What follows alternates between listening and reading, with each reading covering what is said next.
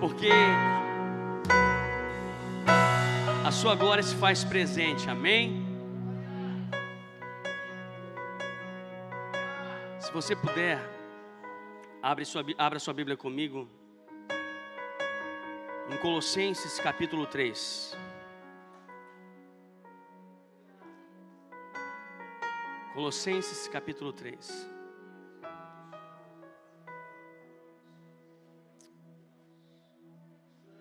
A palavra do Senhor fala assim: portanto,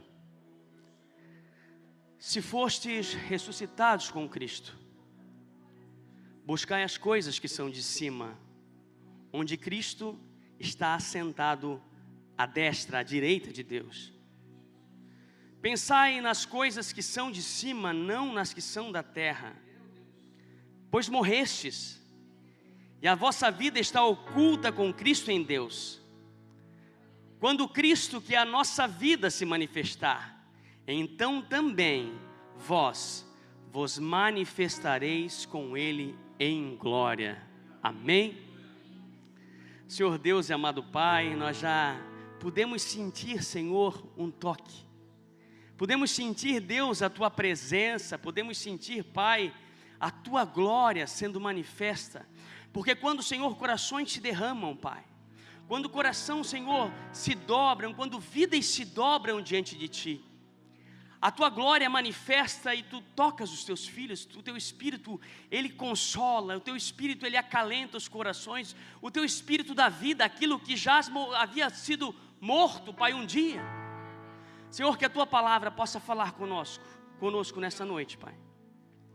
Usa, Senhor, me usa apenas como um canal da Tua palavra, da tua voz, Pai, um canal da Tua voz.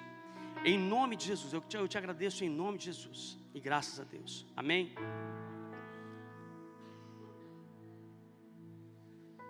E eu meditei nessa palavra alguns dias, escrevi bastante coisa a respeito.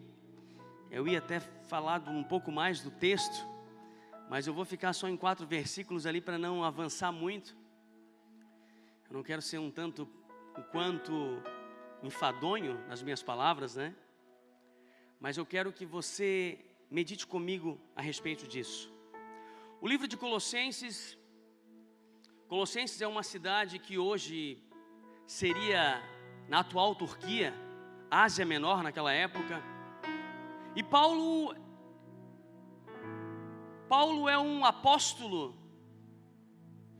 pós-Cristo. Jesus já havia feito o que haveria de fazer, e subiu em glória. E Paulo tem um encontro com Cristo, mas ele faz o que a palavra fala: ide por todo o mundo e pregai o evangelho a toda criatura, e quem crer e for batizado será salvo. E ele faz isso, ele dentro dos seus limites, porque não é como hoje, né? Pegamos um avião aqui, vou para a Europa falar da palavra de Deus. Esses dias eu vi um vídeo de um menino que prega muito aqui nas escolas. Ele estava lá na França, falando da palavra de Deus ousadamente, nos envergonhando aqui, falando ousadamente a respeito da palavra do Senhor. E daqui a pouco os policiais chegaram, tentaram proibir e tal, mas ele estava fazendo ide por todo mundo, estava fazendo o ide. E Paulo tentou fazer o ide, mas Paulo navegou. A gente sabe que o navio naufragou, foi preso, levado a Roma. E quando ele escreve essa carta, provavelmente ele está preso em Roma, talvez numa prisão na sua casa, detido talvez, mas ele estava em Roma. E tem um amigo aqui, o Epáfras aqui, traz notícias a respeito da igreja de Colosso. E a igreja de Colosso estava próximo a Efésios, a igreja de Éfeso. Então provavelmente quando Paulo fica aquele tempo em Éfeso, o evangelho chega a Colossos. Só que Paulo, quando ele começa a narrar no capítulo 1, ele começa devagar. A gente sempre analisa enquanto ele começa a falar, que a paz do Senhor Jesus Cristo esteja convosco. Ele começa a falar aos irmãos que estão na cidade tal. E ele é sempre sutil. Ele começa sempre com uma sutileza, falando, dando um salve, né? Dando um salve de uma forma bem tranquila no início da carta. E ele começa a falar com os irmãos aqui, dizendo que está orando por eles, que eles tenham um pleno conhecimento. E de repente ele começa a falar da supremacia de Cristo, o poder que existia em Cristo. E ele fala que o Senhor Jesus estava lá no início da criação, estava com Deus, falando que Ele era o próprio Deus, o homem que se fez, o Deus que se fez carne e habitou entre nós. E ele começa a falar, porque ele tinha algo que ele precisava chamar a atenção do povo. O que acontece hoje acontecia também naquela época. O inimigo, com a sua sutileza,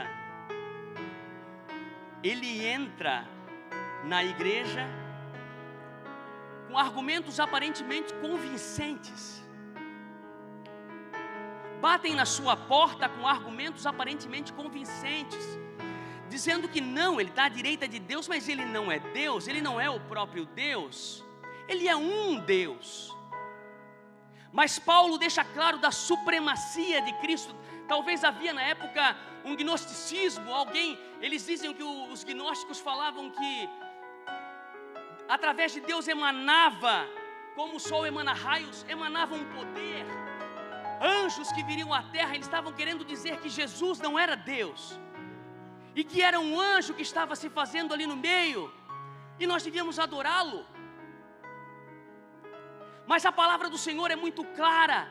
O Senhor Jesus é o próprio Deus, o Filho de Deus que veio até nós, para entender aquilo que eu e você fizemos e praticamos que nos afasta dele. Ele precisava entender o que a criatura, por que a criatura errava tanto, por que eu e você erramos tanto. E quando o Senhor Jesus vem aqui, ele sente, ele diz: Pai, agora eu sei.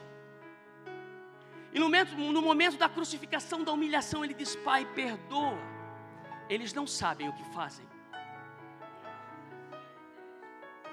E ele está hoje aqui para dizer: Pai, os teus filhos estão aqui, perdoa-os, Pai.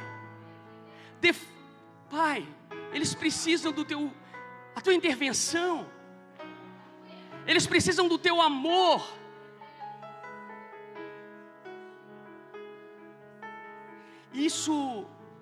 E esses argumentos aparentemente convincentes que Paulo fala, tem hoje também aqui. Aquilo que eu falo, dentro da igreja acontece.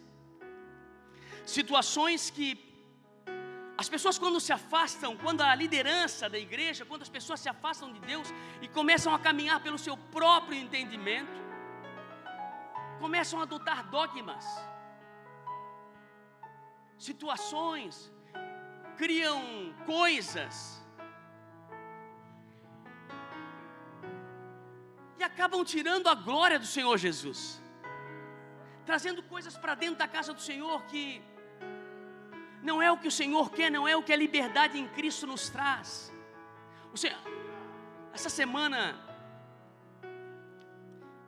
às vezes eu também erro, também peco. Irás, mas não pequeis. Recebi uma mensagem, alguém entrou no canal da igreja, tem meu celular lá, me mandou uma mensagem, primeira vez, mandou uma mensagem pedindo ajuda. Aí, indiquei o telefone da pastora Marilza para pedir ajuda aqui e tal. E depois a pessoa me mandou um vídeo. Daí, depois de tempo passado, ele mandou um vídeo lá dizendo que a igreja que não anda, que não tem uns dogmas, né, ali que a religião impõe, tem que ser daquele jeito, não pode fazer isso, costumes, usos e costumes, Cristo não está nela. E a gente que está aqui, que sente o agir do Espírito Santo, a gente sente o contrário, que a gente não é forjado por religião, nós somos forjados por Cristo. Daí eu mandei ele orar, eu disse assim: fica com a tua verdade, que eu vou ficar com a verdade do céu. Não vou entrar em discussão, porque a verdade do céu, ela me basta. O que eu sinto do céu me basta. Não é o que o homem cria, não é o que o homem escreve, mas é o que foi escrito lá atrás e que hoje chegou a nós.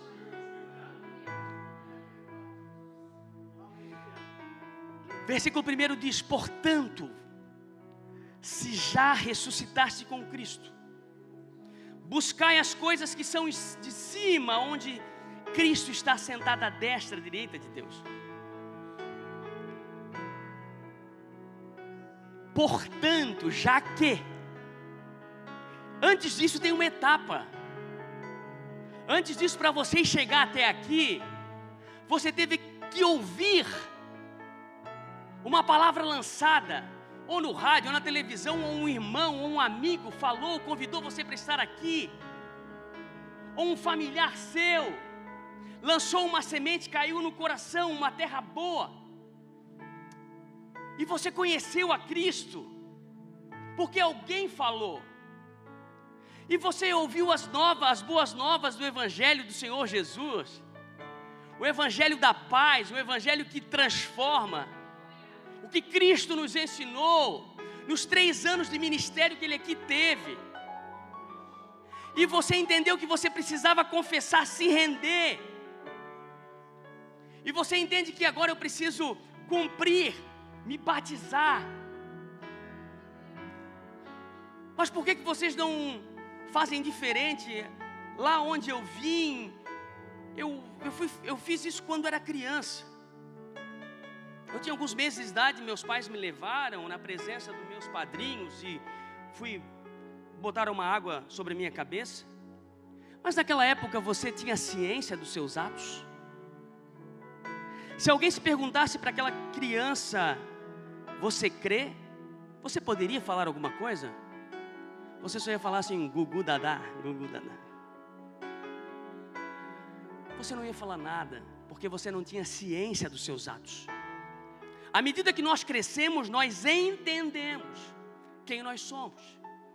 E lá por uma certa a pré-adolescência, a gente começa a ter ciência real dos nossos atos.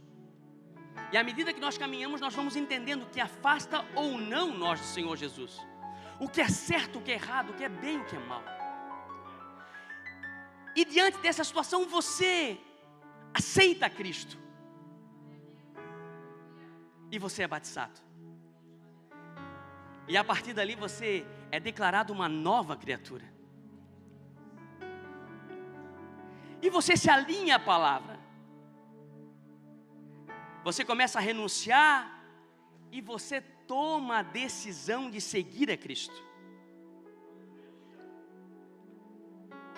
Estou seguindo a Cristo.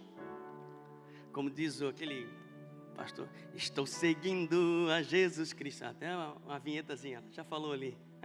Me conhece? E nós seguimos a Cristo. Mas agora é o momento de buscar. Há momento de nós iniciarmos uma busca, uma procura de algo que vai além do que o mundo nos promete, do que o mundo nos propõe. Há uma busca por algo sobrenatural. Há uma busca e você precisa gastar o quê? Energia para buscar. Porque hoje eu perdi minha carteira. Eu e a minha carteira é um problema. E não é perder a carteira, é pensar que eu vou ter que cancelar cartão de crédito, cancelar cartão, cancelar documento. E lá vou eu, onde eu deixei a carteira? Preciso procurar. E a gente gasta uma energia, né? Até que eu achei, estava lá na minha mãe, botado lá na mesa, lá na mesinha lá, deixei lá. E graças a Deus achei. Estava lá, estava segura. E a gente precisa buscar. Mas buscar no lugar certo. Buscar no céu.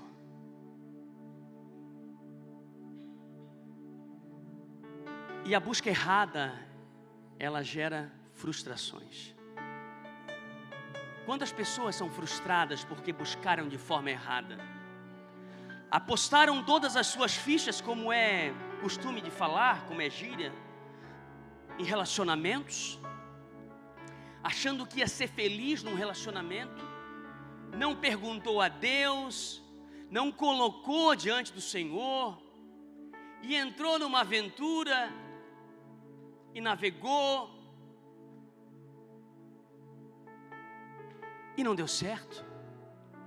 Outros buscam em festas, aquela alegria passageira que eu já tive, que eu já fui. A gente vai, a alegria é uma alegria, mas quando a gente chega em casa, vê que não valeu a pena. São momentos felizes. Outras pessoas buscam no trabalho, carreira profissional. Toda a sua vida, toda a sua energia, ela coloca no trabalho, na busca da carreira. Pessoas que eu vi, que perdeu, pessoas próximas, conhecidos, que perderam relacionamentos, porque a mulher priorizou o trabalho, priorizou a carreira, não quis constituir família, e depois se arrependeu, porque daí a pessoa foi embora. O trabalho é importante? Claro que é, importantíssimo. É Salomão que fala, acho que vai ter com a formiga o preguiçoso. Ou seja, olha o exemplo da formiga. Ela trabalha. Esses dias eu vi um videozinho que uma formiga estava carregando um buquê de flor. Estava carregando uma flor grande. Daí a criança falava assim: meu Senhor, o que ele deve ter aprontado para levar essa formiga, essa flor aí para a mulher dele, né? Tipo assim, deve ter feito uma coisa muito feia. Mas que nada, ela estava levando a flor, porque era para o ninho ali, já pegaram isso para fazer um meme, né? A conquista material, a gente busca. O ser humano é um ser totalmente insatisfeito. O ser humano, ele é insatisfeito. Ele nunca está contente. Se isso fosse voltado para as coisas de Cristo, seria melhor. Às vezes a gente se satisfaz com só se alimentar no domingo. Só se alimentar no domingo, só se alimentar uma vez por semana. Mas se você se alimentar uma vez por semana, você vai morrer de fome, você vai definhar, você precisa buscar mais a Cristo. E a conquista material, ela toma tempo. A gente busca. Outros pela busca pelo poder. Agora está chegando a época de eleições, o poder está aí. Um poder pequeno nessa cidade, limitado. Mas a gente vê nas outras esferas, é uma energia que se gasta tão grande, é tantos planos, é tantas estratégias, por busca de algo que vai passar, que é transitório, porque o poder, ele é transitório na política. A fama antigamente ela era mais complicada de se conseguir. Só eram famosos os globais. O que estava em outro canal era subcelebridade. E hoje não. Hoje a internet faz fama, deixa famosas pessoas rapidinho. 1, 2, 3 milhões de seguidores, pessoa do meio gospel, com uma fama grande, com milhões de seguidores, fazendo analogias às vezes até ridículas, mas cai na graça popular e ficam famosos.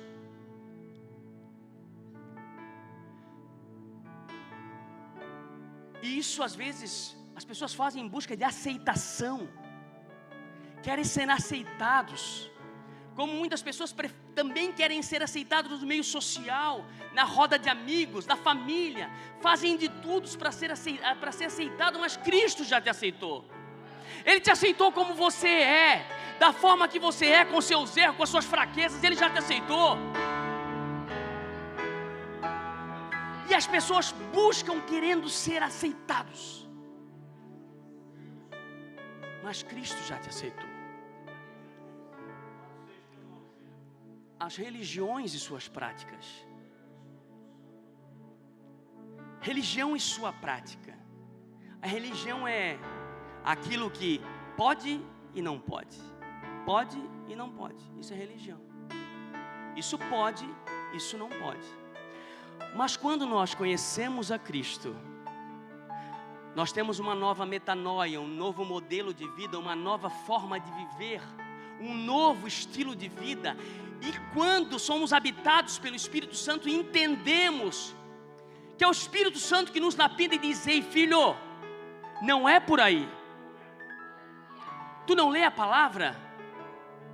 Paulo fala: tudo te é lícito, mas nem tudo te convém. E o Espírito Santo de Deus, Ele fala em nós, Ele trabalha a nosso favor, dizendo o que a gente pode e o que a gente não pode. Não é homem que diz, é o Espírito que diz: ei, aí não. Procurar buscar as coisas que são do alto, que estão em cima. Quando a gente vê, ele fala buscai, pensai, é uma forma na língua portuguesa, não é imperativo, é uma determinação. Paulo está dizendo: faça, busque, buscai. Ele não diz assim: é melhor que vocês busquem. Ele diz: buscai, pensai, olhar para cima, olhar para o alto. Outra coisa que nós devemos fazer como cristãos é não olhar para baixo. A gente passa por cristãos às vezes, principalmente antigamente, um semblante de derrota.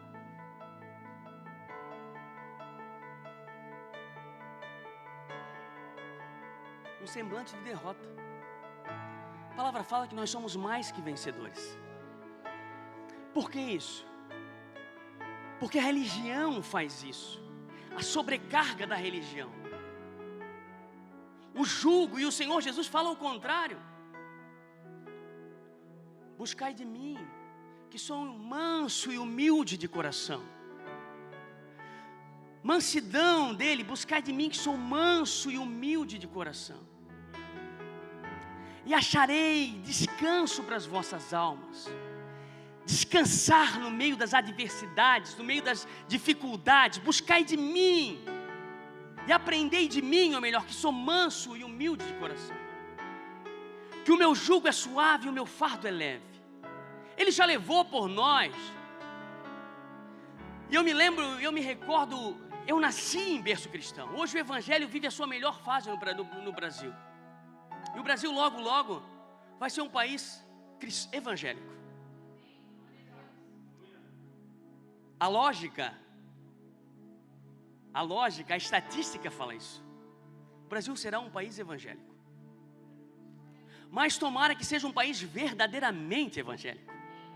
Não só pessoas que se digam, mas pessoas que ajam verdadeiramente como cristãos, no seu modo de agir, no seu modo de pensar, no seu modo de falar. E essas pessoas naquele passado, aquilo que eu falei, eles andavam com semblante porque eles achavam que aquilo era humildade. Agir daquela maneira era ser humilde. Queridos, e às vezes eram extremamente orgulhosos, porque a humildade está no coração. A humildade está na forma de nós nos portar com as pessoas, falar com as pessoas. Não querer ser mais, mas ser sempre o menor. Aprender cada dia mais. Humildade é isso. Não é achar que você sempre sabe. Aos 47 anos de idade, cheio dos cabelos brancos, que ainda tenho, eu entendi que eu preciso aprender muito. E cada dia mais eu preciso aprender. E eu aprendo no meu trabalho, às vezes, ouvindo uma pessoa que não tem formação. Ele fala alguma coisa, muitas coisas falam-se, entra no ouvido, sai no outro, mas às vezes uma coisa fica. A gente tem que peneirar, né? E a gente tira o que é bom. E a gente tem que tirar o que é bom do que as pessoas falam, os mais velhos. Aqueles que têm mais experiência, talvez não tenham a sua qualificação, ou a sua formação técnica, a sua formação de faculdade, mas às vezes uma palavra muda uma história. Olhar para cima é sinal de confiança, de fé inabalável no Senhor. O salmista fala, no momento de mais desespero ele fala: elevo meus olhos para o monte, de onde me virá o socorro? O meu socorro vem do Senhor que fez os céus e a terra. No momento de desespero ele olha para cima. Isaías fala, no capítulo 40, versos 26 ao 31, diz assim, ó, ele nos chama a subir. Levantai ao alto os vossos olhos e vede, quem criou essas coisas? Foi aquele que faz sair o exército delas segundo o seu número, ele as chama todas pelo seu nome. Por ser ele grande em força e forte em poder, nenhuma faltará. Ele conhece, ele tem tudo contado. Porque dizes, ó Jacó, e falas, ó Israel, o meu caminho está escondido no Senhor, e o meu juízo passa despercebido ao meu Deus. O povo sempre acreditava, tipo assim, ó, falhava, achava que o Senhor não estava ouvindo. E o Senhor diz: não sabes, não ouviste que o eterno Deus, o Senhor, o Criador dos confins da terra, não se cansa nem se fadiga? É inescrutável o seu entendimento. Ele dá força ao cansado e aumenta as forças ao que não tem nenhum vigor. Os jovens se cansarão e se fadigarão, os mancebos cairão, os jovens também cairão. Mas os que esperam no Senhor renovarão as suas forças, subirão como águias, correrão e não se cansarão, andarão e não se fadigarão. Em direção ao céu, em direção ao alto. Isaías 55 fala ainda, 8, 9: porque os meus pensamentos não são os vossos pensamentos, nem os vossos caminhos os meus caminhos, diz o Senhor. Porque assim como o céu é mais alto do que a terra, assim são os meus caminhos mais altos do que os vossos caminhos, e os meus pensamentos são mais altos do que os vossos pensamentos. Nós temos limites, nós temos uma visão limitada, um pensar limitado. Então a gente tem que depositar esse nosso pensar, essa nossa busca no Senhor. Tiago fala, 1,17: toda boa dádiva e todo dom perfeito vem da onde? Vem do alto, descendo do Pai das luzes, que não há mudança, com sombra inconstante de variação. O Senhor não varia nos seus pensamentos. O que Ele decidiu a teu respeito lá no ventre da sua mãe, lá na sua formação, lá na eternidade, já está determinado. Ele não varia nos seus pensamentos. O Senhor já tem escrito ao nosso respeito. Basta nós nos achegarmos a Ele. Tiago 3,17 diz assim: mas a sabedoria que vem do alto é antes de tudo pura, depois pacífica, amável, compreensiva, cheia de misericórdia e de frutos, imparcial e sincera. Agora eu vou entrar na mensagem. Você prefere ou você prioriza? Prioridade. Existe uma coisa chamada preferência e outra prioridade. Preferência, você prefere uma coisa em relação a outra. Entre ficar em casa assistindo ao Fantástico, prefiro ir na igreja. É uma preferência, uma boa preferência. Mas você prefere ou você prioriza estar aqui? O que nós temos colocado como prioridade nas nossas vidas? É isso que o Senhor quer, que nós colocamos prioridades, e essas prioridades têm que ser nele. Quando a gente está num caixa, no mercado está lá, preferencialmente, gestantes, idosos, mas você pode dar uma escapadinha e ir ali quando não tiver ninguém. Mas se for uma vaga prioritária, você não pode sentar ali, colocar o carro ali, que você pode ser multado, porque está estabelecido aquilo.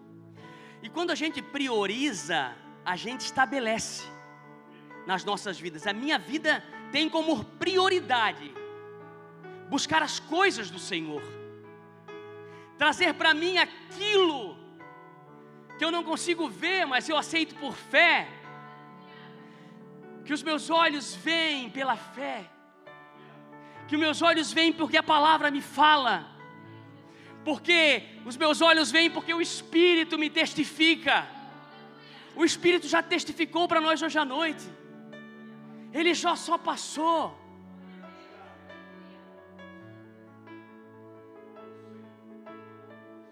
Prioridade é a condição de algo que necessita ocorrer de maneira imediata e emergencial.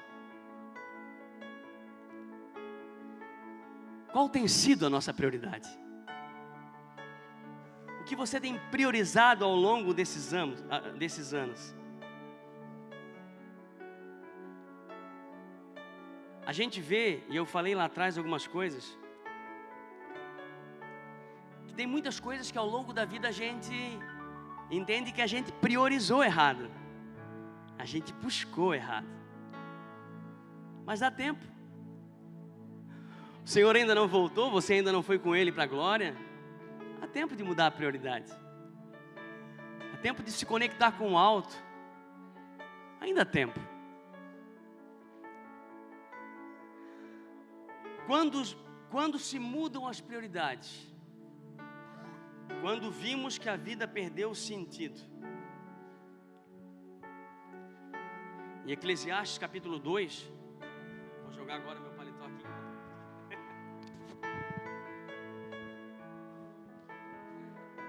Ficou quente?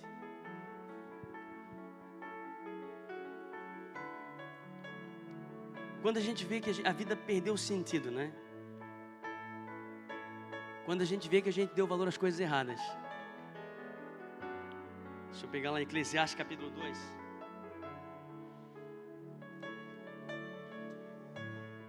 Salomão, diante de tanta sabedoria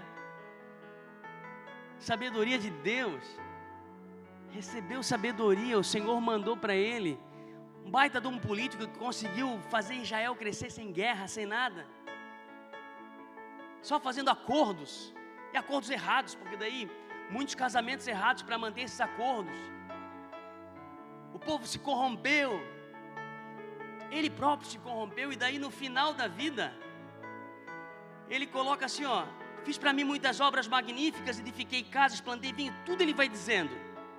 Fiz hortas, jardins, plantei nelas árvores de toda espécie de fruto, fiz tanques de águas para com eles regar o bosque, em que revedeciam as árvores, adquiri servos e servas, e tive servos e servas, assim. Mas tudo ele fala, vai falando um monte de coisa que ele conquistou.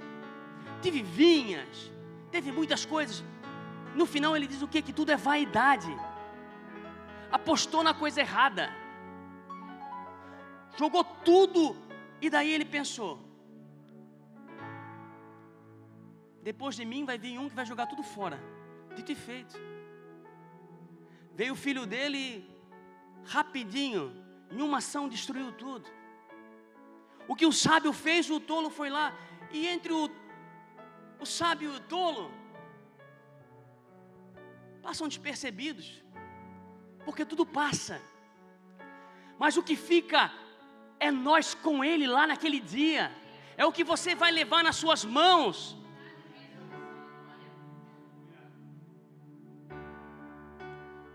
Quando a gente sofre uma perda de alguém do nosso lado, um parente, um amigo, é na casa de luto. Eclesiastes 7, né? É na casa de luto, é melhor estar na casa de luto do que na casa de festa, porque na casa de festa está todo mundo lá pensando em nada. Na casa de luto, no momento da tristeza, da solidão, lá no momento da tristeza, a pessoa para analisar a sua vida. Por alguns minutos a pessoa repensa: poxa, morreu tão novo. Daí a pessoa olha para si e diz assim, ó: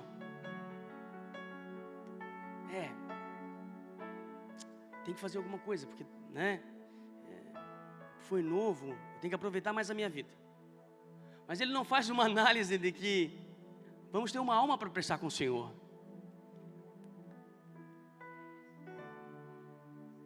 Nas dores, né? na descoberta de uma doença grave, quando a pessoa descobre uma doença grave para a medicina. Já vivi alguns casos na minha família assim, que o Senhor agiu na família da Aline, meu Deus, é sobrenatural. Mas no momento da tristeza é desesperador. A gente pensa que tudo, nada vale. A gente vê pessoas poderosos que diante de uma enfermidade vê o poder indo e a sua vida indo embora, e ele não pode fazer nada, porque não reverte mais. E o que fica? E o que nós vamos levar? Será que essa busca valeu? No fim do relacionamento, quando pessoas se vão, pessoa apostou, né? Levou um buquê de flor, né? Tanta coisa fez, e a pessoa foi embora, e ficou um vazio.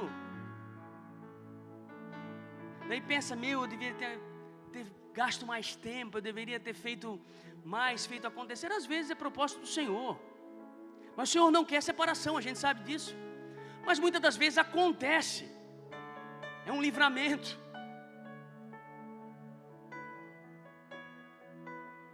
A gente tem buscado aqui, falando sobre casamento, não perca, vem aqui, nas reuniões dos casais. Agora dia 1º vai ter uma sobre finanças, e não é só sobre casais, é para a igreja toda, todos vocês, o cristão e as finanças. Vai falar para a gente, por dentro da palavra de Deus, como a gente cuidar do que a gente ganha, do que a gente recebe. Dia 1º de junho, a igreja está convidada. E quando chega algo inesperado, é só olhar o Rio Grande do Sul. Algo inesperado. As pessoas estavam no seu conforto, no seu lar, uns com a televisão ligada, uns no seu trabalho. De repente aquela chuva torrencial, e de repente não tinha um lugar para dormir. Os que escaparam com suas vidas olharam para trás, perderam tudo, vão ter que recomeçar do zero e dizer assim, tudo que eu fiz, meu Deus, toda aquela prioridade depositada. Eu creio que tem irmãos lá que só olham assim, Senhor, Tu sabes. A nossa irmã falou na terça-feira, em tudo dai graças. Esses que conhecem a Cristo, que têm a certeza no coração, diz assim, Senhor, glórias a Ti, vamos louvar, vamos adorar, porque Tu conheces todas as coisas, isso para Ti não é nada. A gente tem onde se apegar quando a gente depositou lá.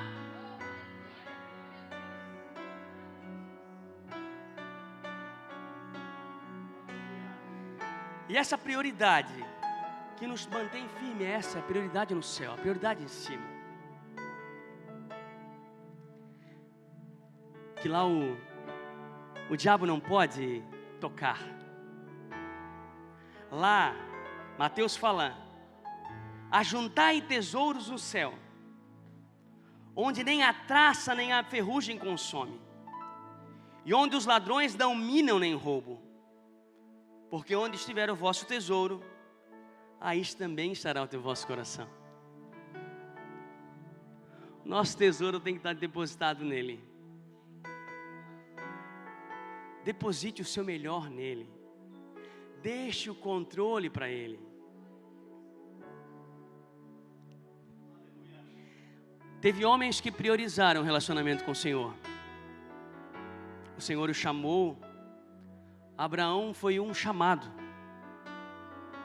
O Senhor o chama e traz para um relacionamento de fé. Ele é tido como os heróis da fé, como o pai da fé.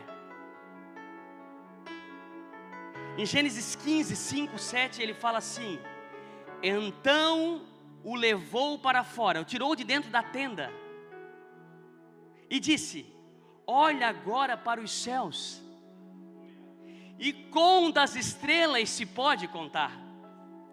E disse: assim será a tua descendência. E creu ele no Senhor e imputou-lhe isto por justiça. Disse mais: eu sou o Senhor, que te tirei de Ur dos caldeus para te dar esta terra para herdá-la. O Senhor chama ele e manda ele olhar para o alto. Conta, vê se tu consegue contar as estrelas. É isso que eu tenho para ti. Nós podemos ver por fé o que o Senhor tem para nós. Moisés priorizou a presença do Senhor. No momento de maior dificuldade no deserto, quando o Senhor se irritou com o povo, ele disse: Senhor, então tu me matas, porque se tu não for comigo, me leva, porque a tua presença é que importa. Ele já tinha sido tocado naquela sarça, ele já tinha experimentado da presença. Quando nós experimentamos a presença, a gente canta aqui no Santo dos Santos, a gente não quer mais voltar atrás. Daniel priorizava a oração, mesmo ele armando para ele não parou de orar, ele priorizava o céu, estar conectado com o céu. Os discípulos priorizaram estar com Cristo, largaram as suas famílias, seguiram o Mestre.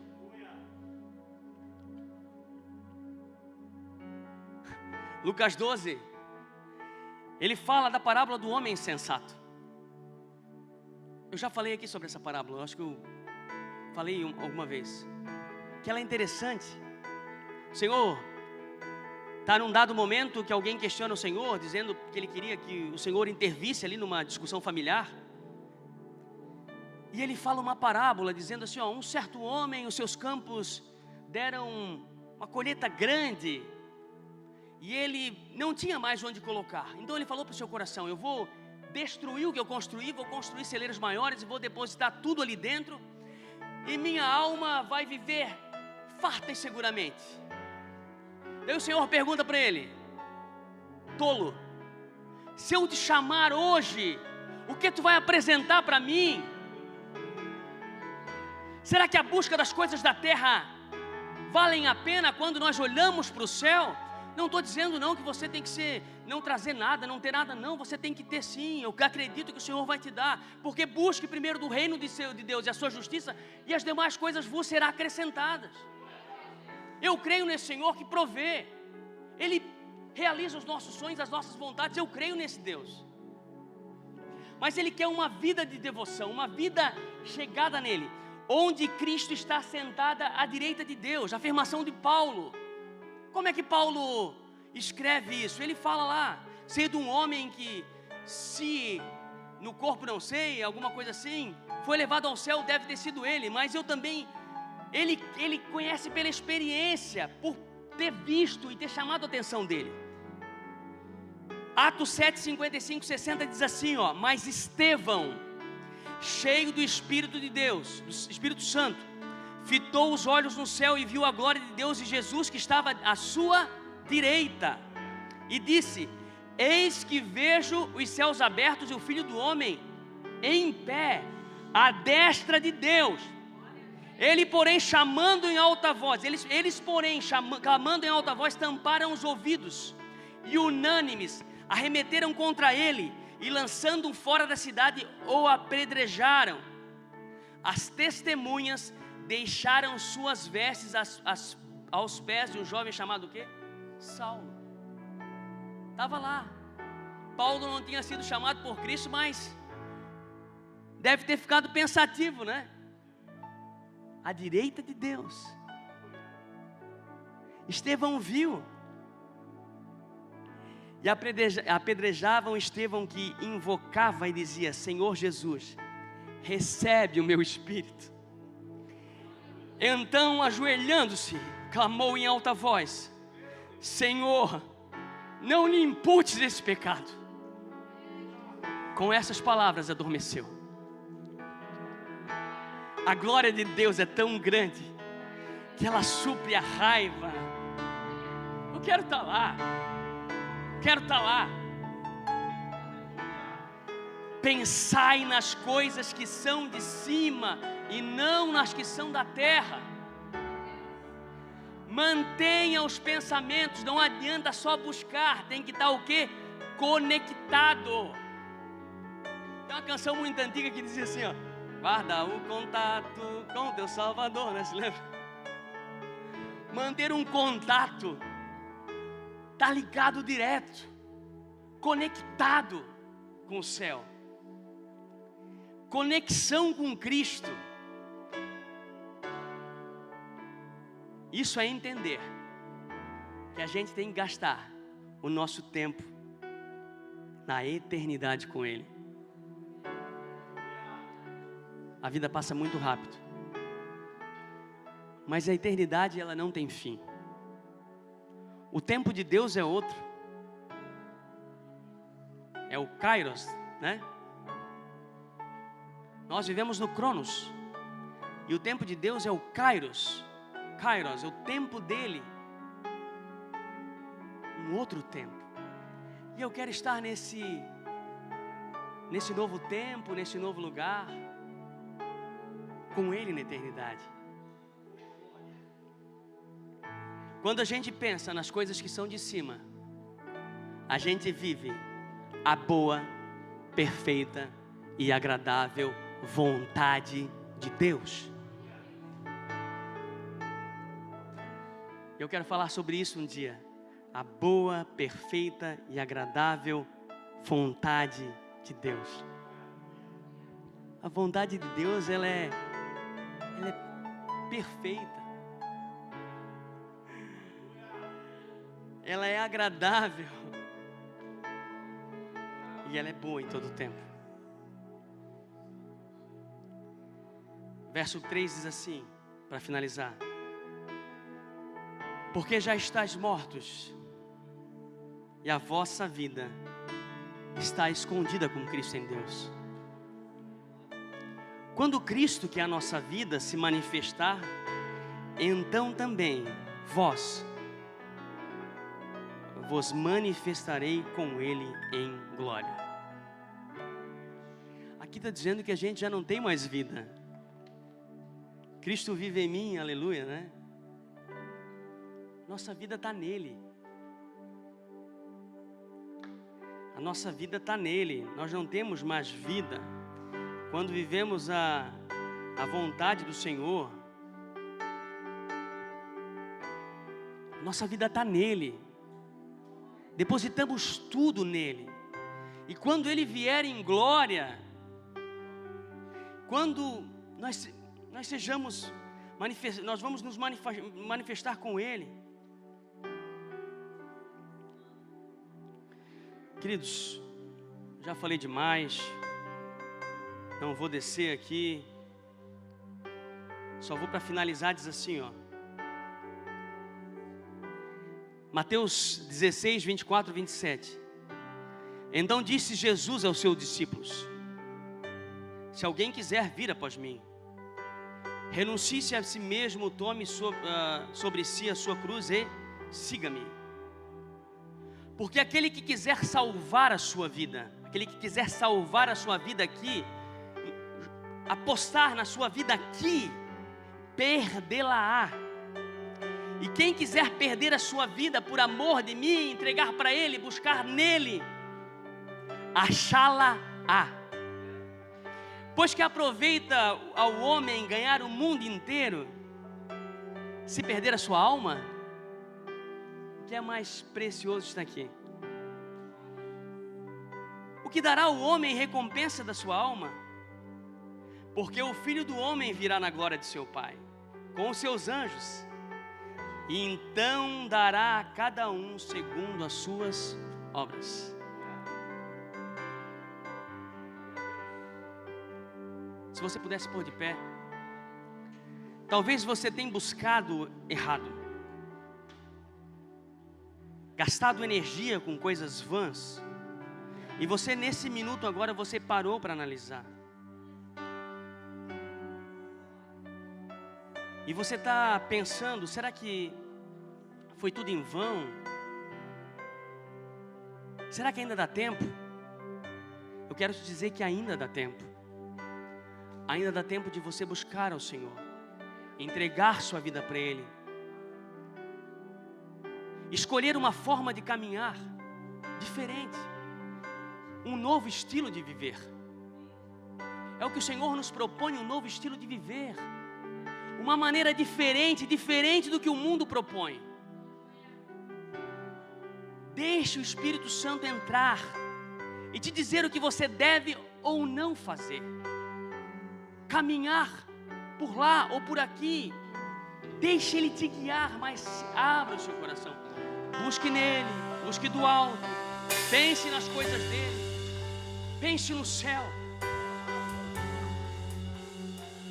Os pastores vão estar aqui, enquanto essa canção vai ser ministrada. Vem até aqui, você vai estar recebendo uma oração, o Senhor vai estar falando contigo.